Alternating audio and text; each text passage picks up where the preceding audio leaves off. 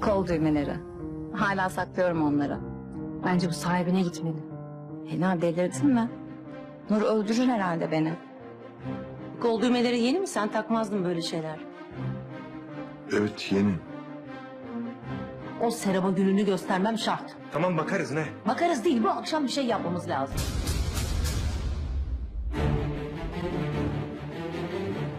Ben de burada kalacağım. Ne? Nur öyle yalan, sahte hayatını yaşarken ben burada aşk peşinde koşacağım, öyle mi? Nerede benim intikamım? Nerede benim planlarım? Nerede? Ben ne çabuk unuttum.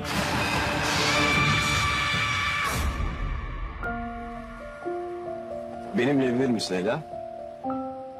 في الحلقة الجديدة من مسلسل ليلى سيواصل جيفان متابعة مشاعره تجاه إلا رغم كل شيء، ومع ذلك فإن نور ستضع جيفان في موقف صعب بسبب الوضع الصعب الذي تعيشه.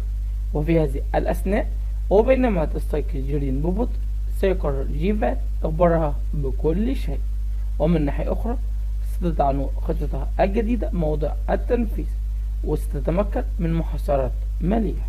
ومن ناحية أخرى سيكون طوفان قريبا جدا من الوصول للحقيقة، على الرغم من أنه يخاطر بكل شيء من أجل جيفان.